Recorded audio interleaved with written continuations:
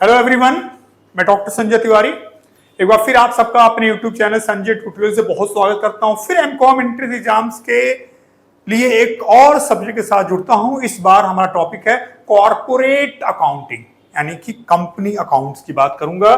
देखिए कि आज के वीडियोस में हम किस पे बात करने जा रहे हैं। ठीक है, यह है आपका एमकॉम एंट्रेंस और इस बार है कॉर्पोरेट अकाउंटिंग। ठीक है, I authorise capital of companies is mention in company. जो फॉर्म होती है पब्लिक कंपनी, जो पब्लिक की को शेयर इशू कर कैपिटल क्रिएट करती है। कंपनी अपने होल लाइफ में कितने नंबर ऑफ शेयर इशू कर सकती है, एक शेयर्स की वैल्यू क्या होगी, ये सब कहां मेंशन होता है? मेमोरेंडम ऑफ एसोसिएशन के कैपिटल क्लॉज में। और जो कैपिटल मेमोरेंडम ऑफ एसोसिएशन में मेंशन होता है उसको हम कैपिटल क्लॉज कहते हैं, और वह capital authorise capital, registered capital होता है। आइए कहां मेंशन होता है? आइए, authorise capital mention is memorandum of association. चलिए, share issued by company to its employ और directors in consideration of intellectual property rights are इसके। कंपनी जो अपने एम्प्लॉय और अपने डायरेक्टर्स में से उन लोगों को, कंपनी जिनके स्किल्स को यूज करती है, जो टैलेंटेड हैं, जिनके इंटेलेक्चुअल स्किल को यूज करे, कंपनी कुछ डिफरेंट कर रही है, जब कंपनी उनको शेयर्स देगी तो ऐसे शेयर्स को हम स्वेट इक्विटी शेयर्स कहते हैं। As per SEBI guideline, what percentage of issued has been fix for minimum subscription? 90%। 90% का यहां पे होता है। As per SEBI guideline, application money should not be less than issue price of shares 25%। किससे कम नहीं होना चाहिए? 25%। I interest on calls in arrears is charge according to the table. कितने परसेंट यहां पे होता है? 10%। कितना परसेंट? 10% इंटरेस्ट हो, और एडवांस पे 12%। सेम क्वेश्चन है, कॉल्स इन एडवांस पे 12%। At the time of forfeiture of shares, the share capital accounts is debited with called up capital. Called up capital के साथ डेबिट किया जाता है। Maximum period of redemption of preference shares prescribed for infrastructure projects 30 years, 30 साल maximum period होता है। To the extent redemptions take place from out of profit, an equal amount should be transferred to and redemption of preference shares में, हाँ redemption take place, हाँ redemption of preference shares में, जो जब preference shares का redemptions करते हैं, उनकी पूंजी वापस करते हैं, तो उस केस में हम उसमें से कुछ प्रॉफिट का हिस्सा यूज करते हैं, या नए शेयर्स को इश्यू के जो पैसा आता है उसको यूज करते हैं। प्रॉफिट्स वो यूज करते हैं जो डिविडेंड्स के लिए अवेलेबल होता है। जो प्रॉफिट्स हम यूज करते हैं इशूमेंट ऑफ पीएल का, जनरल रिजर्व का, रिजर्व फंड का, उसको कैपिटल रिडम्पशन रिजर्व में ट्रांसफर करते हैं, सीआरआर में। तो पहला ऑप्शन हो जाएगा capital redemption reserve.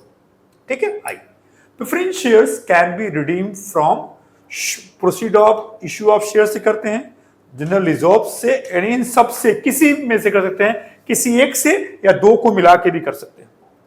The preference shares can be redeemed par पे या प्रीमियम पे, किसी पर भी preference shares का redemption हो सकता है। Debenture represents long term borrowing of company, सही है। The investment of equity नहीं है, डायरेक्टर्स नहीं, यानी पहला ही होगा आपका। Debentures long term borrowings होता है।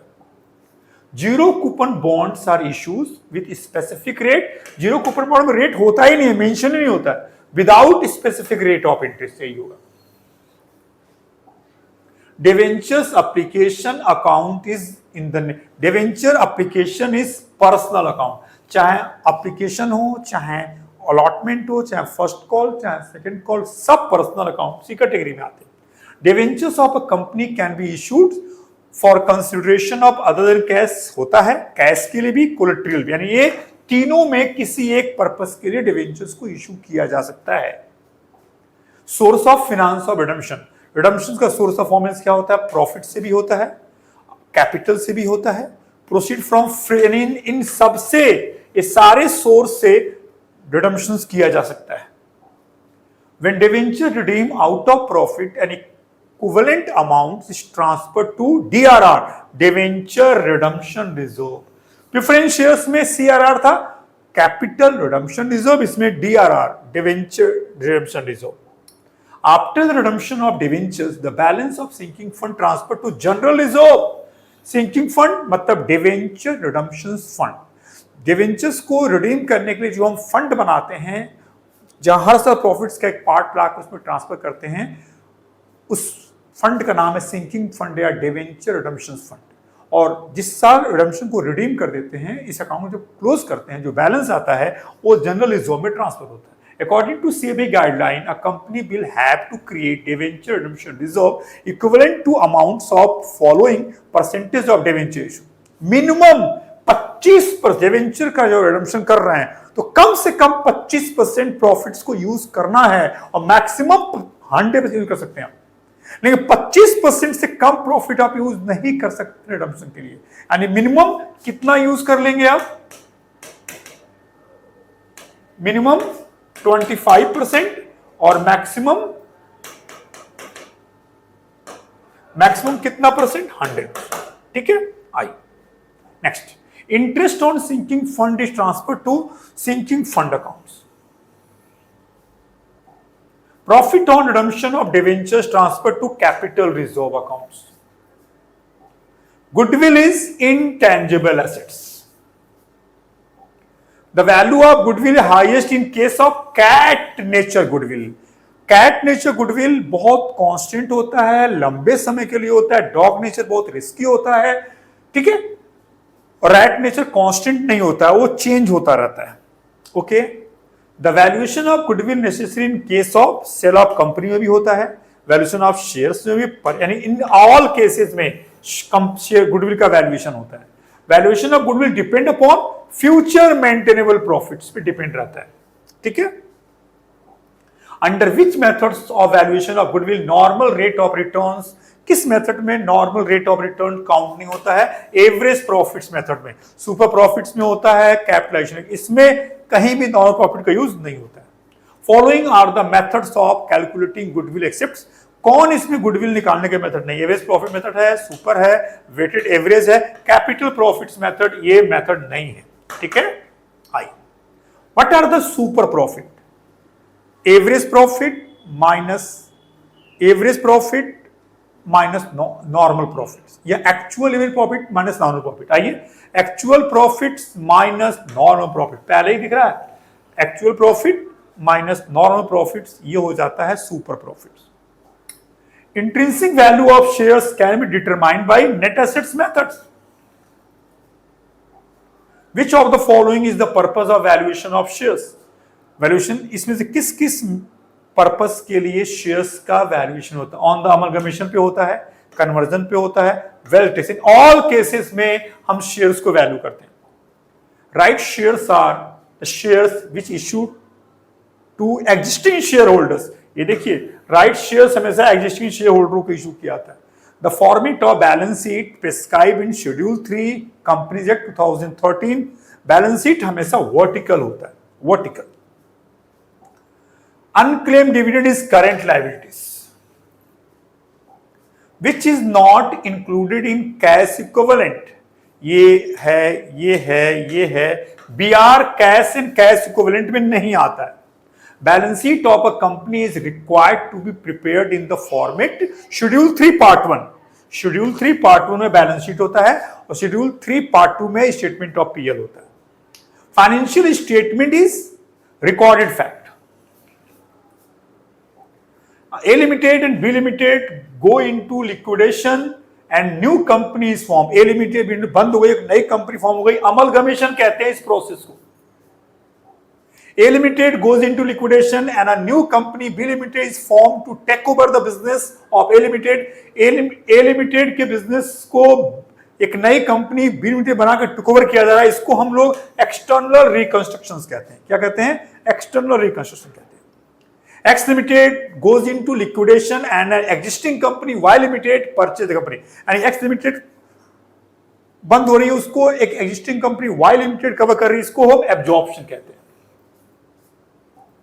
Accounting standards for amalgamation AS 14 से अकाउंटिंग स्टैंडर्ड अमलगमेशन गवर्न होता है. When amalgamation is in the nature of merger, the accounting methods of pooling interest method होता है।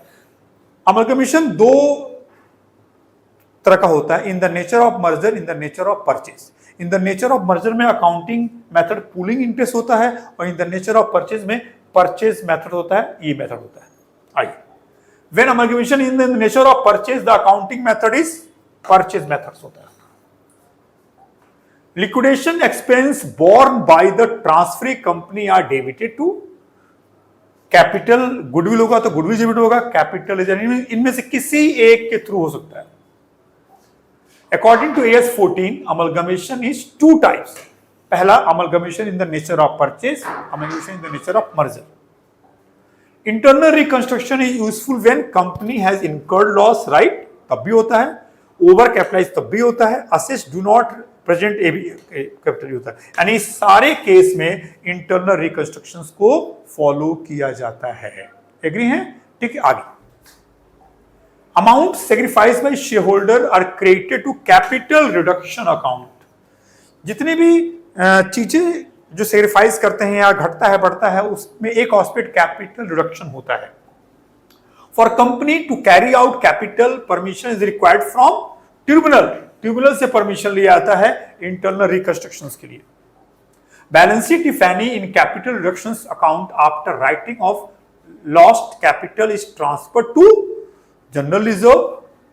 कैपिटल रिडम्स, ये कैपिटल रिजर्व में transfer होगा। 49, no accounting treatment is required for the cancellation of share के unissued cap shares. जो share issue नहीं किए गए हैं उनको और कैंसिल कर दिया गया तो कोई अकाउंटिंग नहीं होगा, क्योंकि पहले इसके लिए कोई अकाउंटिंग हुई नहीं है कि हम बुक्स में ऐसा कुछ करेंगे। For writing of the accumulated loss under the scheme of capital V debit करते हैं कैपिटल रिडक्शन अकाउंट्स को, सारे लॉसेस को क्रिएट करते हैं। Reorganisation of existing company without its dissolution known as internal reconstruction. Reorganisation of existing company without, यानी company को बिना डिसॉल्व किए उसके सिस्टम्स को उसमें रीऑर्गेनाइजेशन करना क्या कहलाता है? इंटरनल रिकंस्ट्रक्शन कहलाता है। यह था कॉर्पोरेट अकाउंटिंग के 50 क्वेश्चंस। कैसा लगा वीडियो जरूर बताइएगा। किसी क्वेश्चंस के आंसर्स में डाउट्स है तो भी कमेंट बॉक्स में लिखिएगा। प्लीज यूट्यूब चैनल को सब्सक्राइब करिए, वीडियो को लाइक और शेयर करिए। बहुत जल्दी अब आपके एग्जामिनेशंस भी आने वाले हैं, ठीक है। एक बार सारे वीडियोस को रिवाइज करिए अच्छे से। कोई डाउट हो तो कमेंट बॉक्स में लिखिए। थैंक्स।